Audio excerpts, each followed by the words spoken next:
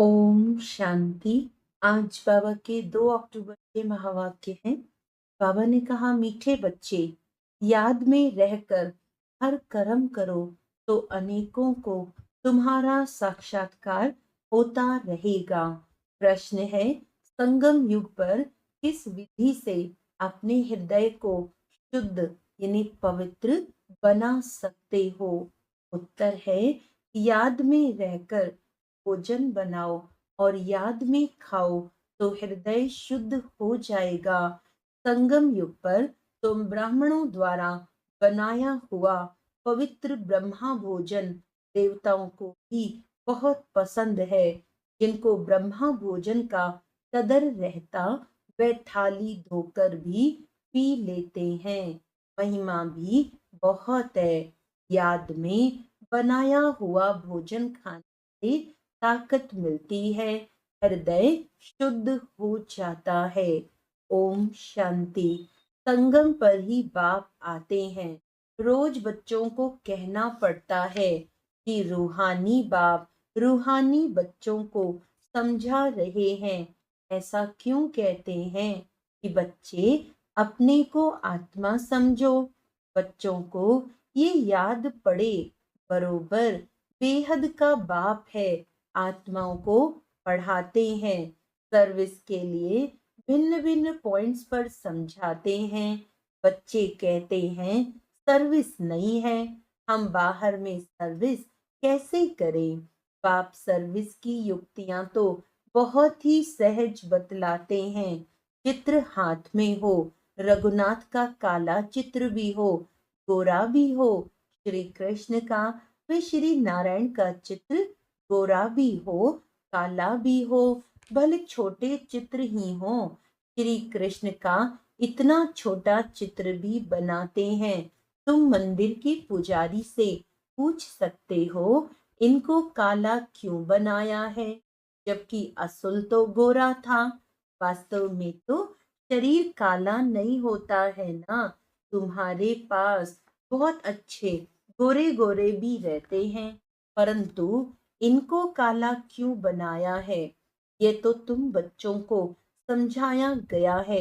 आत्मा कैसे भिन्न भिन्न नाम रूप धारण करते नीचे उतरती है।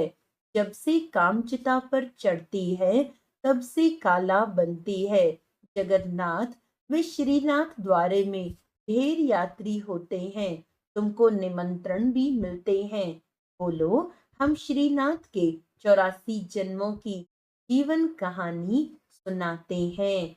भाइयों और बहनों आकर सुनो। ऐसा भाषण तो और कोई तो कर ना सके। तुम समझा सकते हो ये काला क्यों बने हैं। हर एक को पावन से पतित जरूर बनना है। देवताएं जब वाम मार्ग में गए हैं तब उन्हें काला बनाया है।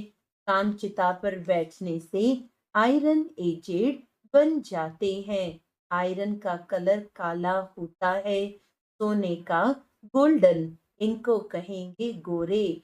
वही फिर 84 जन्मों के बाद काले बनते हैं। सीढ़ी का चित्र भी जरूर हाथ में हो, सीढ़ी भी बड़ी हो तो कोई भी दूर से देख सकेंगे अच्छी रीति, और तुम समझाएंगे कि भारत की ये गति है।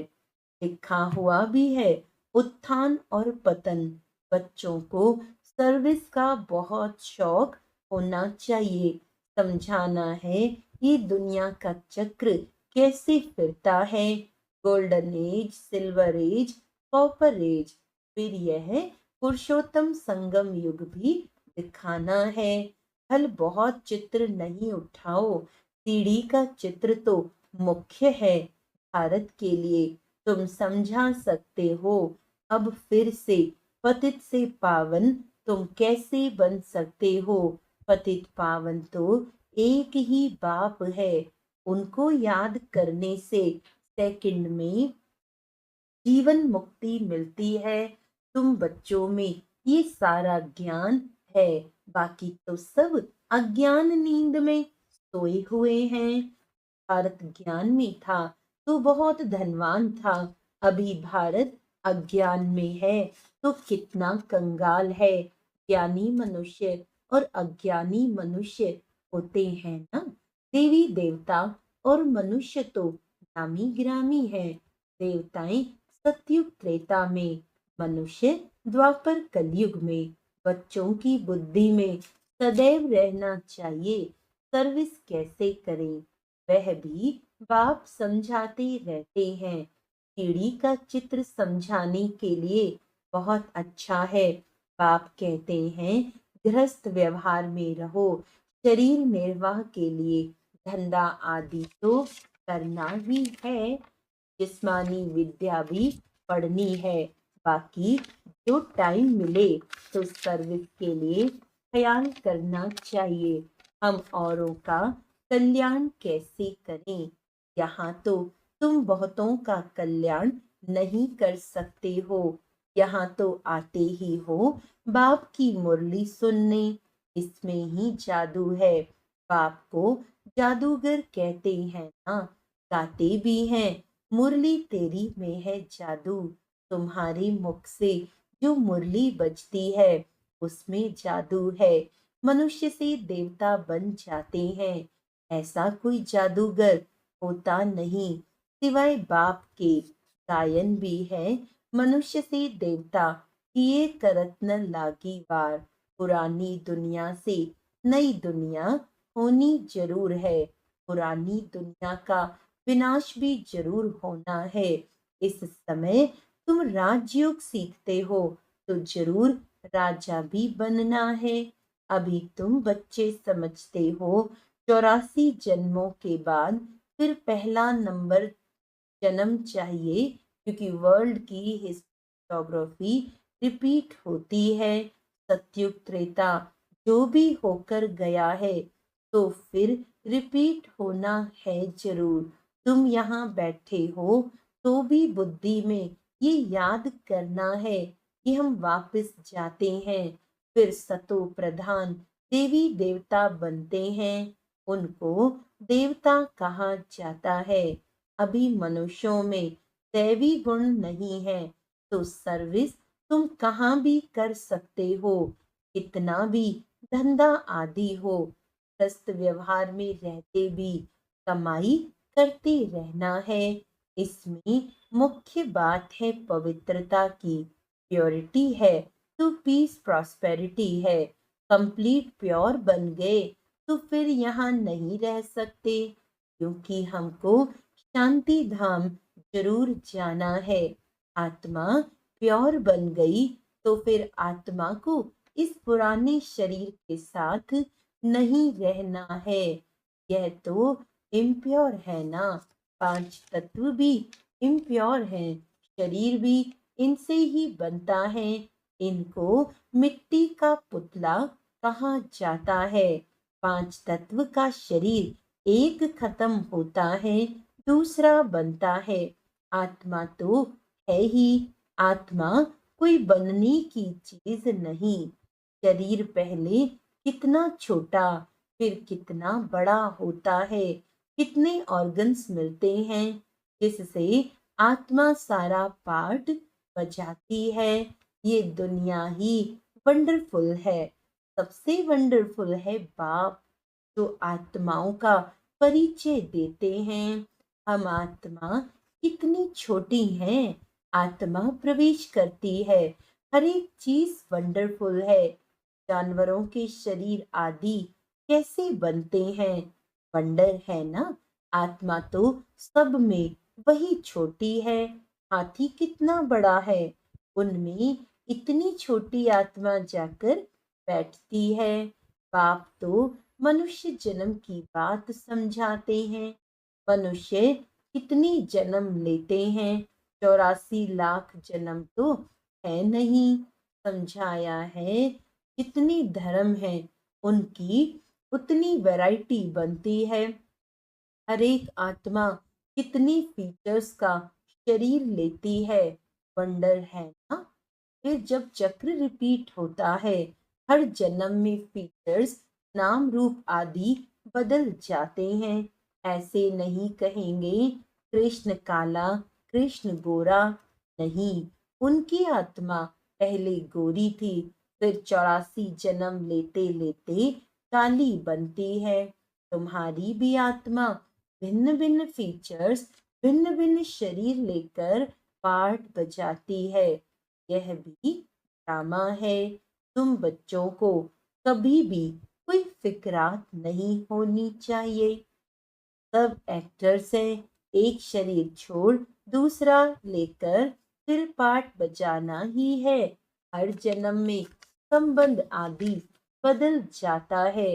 तो बाप समझाते हैं ये बना बनाया ड्रामा है।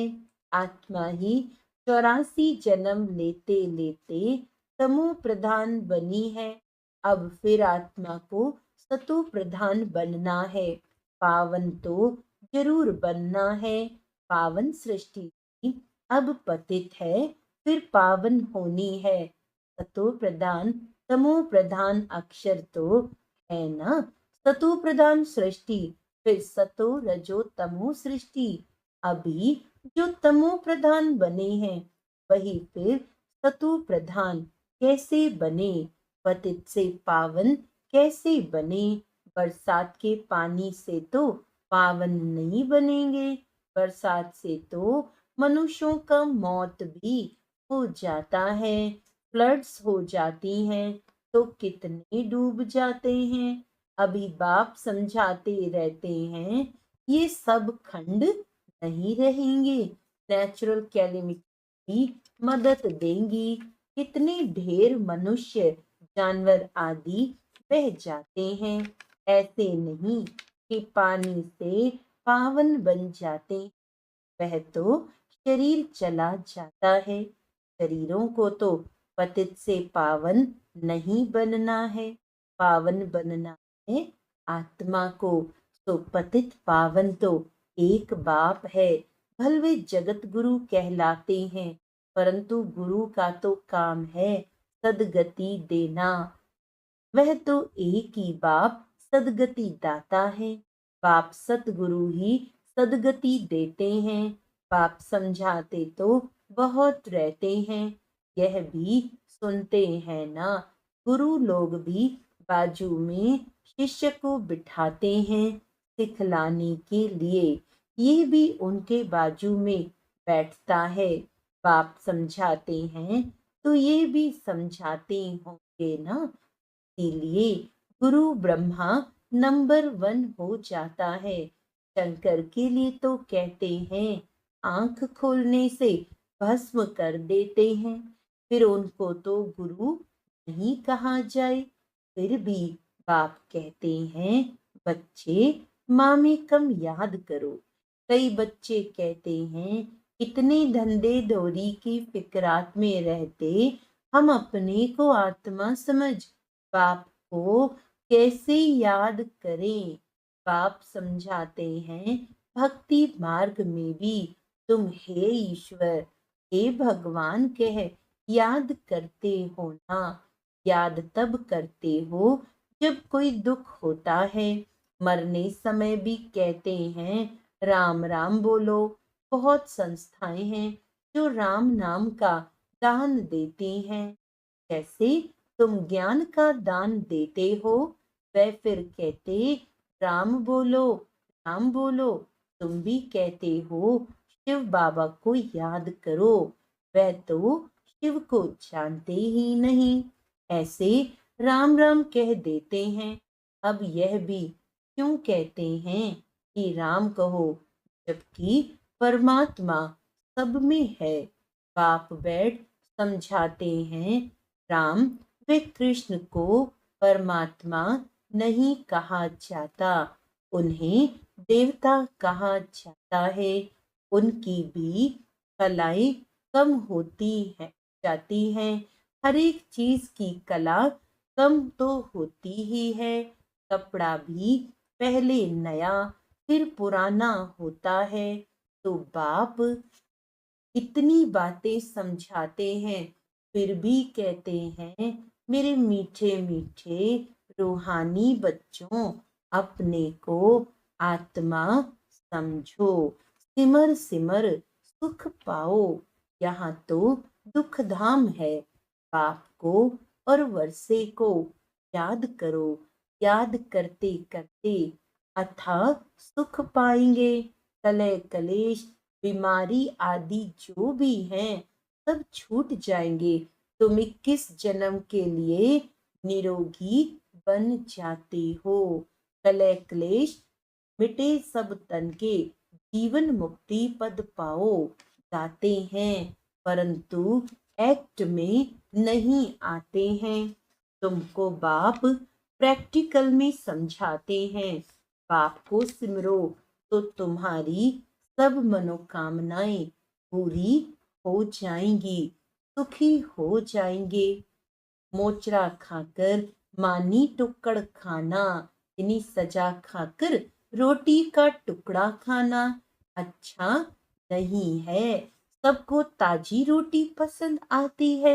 आजकल तो तेल ही चलता है। वहां तो घी की नदियां बहती हैं।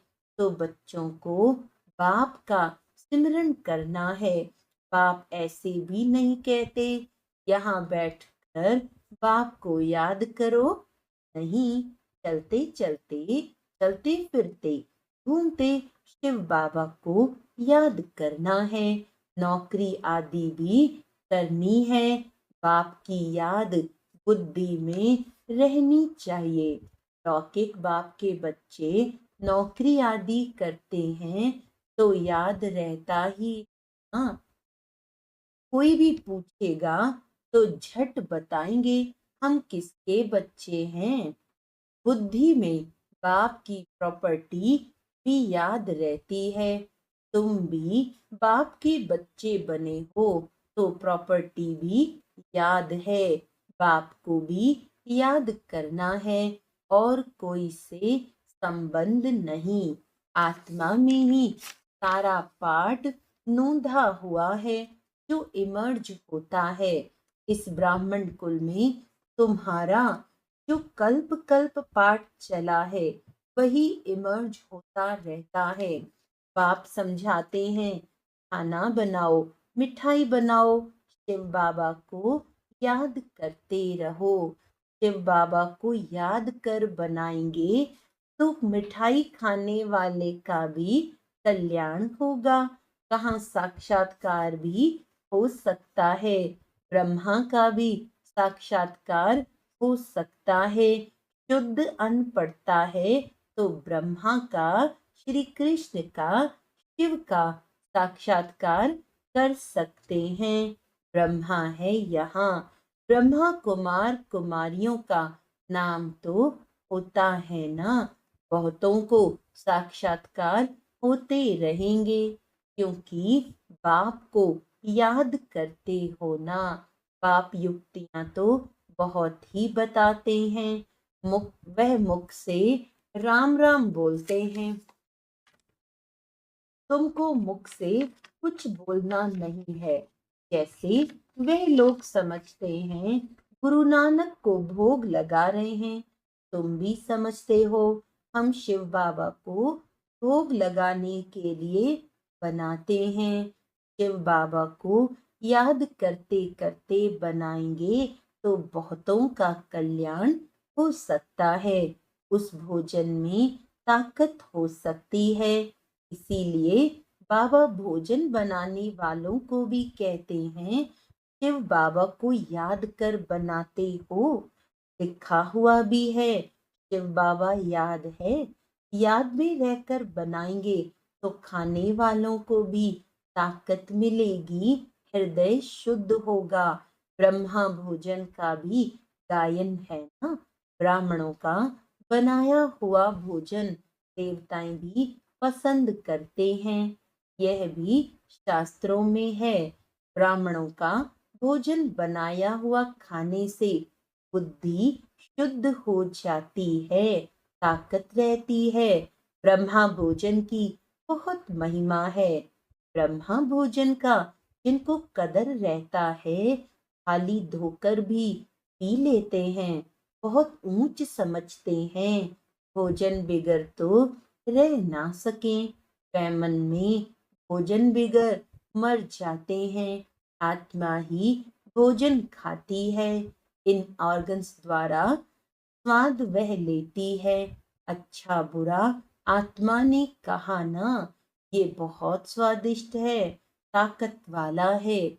आगे चल जैसे तुम उन्नति को पाते रहेंगे, वैसे भोजन भी तुमको ऐसा मिलता रहेगा।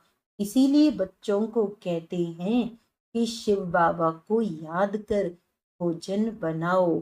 बाप जो समझाते हैं उसको अमल में लाना चाहिए ना। तुम हो पियर घर वाले, जाते हो ससुर घर, सूक्ष्म वतन में भी आपस में मिलते हैं, भोग ले जाते हैं। देवताओं को भोग लगाते हैं ना, देवताएं आते हैं, तुम ब्राह्मण वहां जाते हो, वहां महफिल लगती है। हाँ, मीठे मीठे सिकिलदे बच्चों प्रति माता पिता बाप दादा का याद प्यार और गुड मॉर्निंग। रूहानी बाप की रूहानी बच्चों को नमस्ते। हम रूहानी बच्चों की रूहानी बाप दादा को याद प्यार गुड मॉर्निंग, नमस्ते नमस्ते नमस्ते जी। धारणा के लिए मुख्य सार है, किसी भी बात की फिक्रात नहीं करनी है, क्योंकि ये ड्रामा बिल्कुल एक्यूरेट बना हुआ है। सभी एक्टर्स इसमें अपना अपना पार्ट बजा रहे हैं। जीवन मुक्ति पद पाने व सदा सुखी बनने के लिए अंदर में एक बाप का ही सिमरन करना है। मुख से कुछ भी बोलना नहीं है। भोजन बनाते वे खाते समय बाप की याद में जरूर रहना है। वरदान है, स्वार्थ, ईर्ष्या व चिड़चिड़ेपन से मुक्त रहने वाले क्रोध मुक्त भव। कोई भी विचार भले दो, सेवा के लिए स्वयं को ऑफर करो, लेकिन विचार के पीछे उस विचार को इच्छा के रूप में बदली नहीं करो। जब संकल्प इच्छा के रूप में बदलता है तब चिड़चिड़ापन आता है। लेकिन निस्वार्थ होकर विचार दो, स्वार्थ रखकर नहीं। मैंने कहा तो होना ही चाहिए, ये नहीं सोचो। ऑफर करो, क्यों क्या में नहीं आओ। नहीं तो ईर्ष्या घृणा एक एक साथ ही आते हैं। स्वार्थ व ईर्ष्या के कारण भी क्रोध पैदा होता है। अब इससे भी मुक्त बनो। स्लोगन है, शांति दूत बन, सबको शांति देना, यही आपका ऑक्यूपेशन है। अच्छा, आज का अव्यक्त इशारा है, जो भी पुरानी संस्कार है और पुरानी नेचर है वह बदलकर ईश्वरीय नेचर बनाओ। कोई भी पुराना संस्कार, पुरानी आदतें न रहे। आपके परिवर्तन से अनेक लोग संतुष्ट होंगे। सदैव यही कोशिश करो कि हमारी चलन द्वारा कोई को भी दुख ना हो। मेरी चलन, संकल्प, वाणी, हर कर्म सुखदाई हो। यह है ब्राह्मण कुल की। अच्छा, ओम शांति।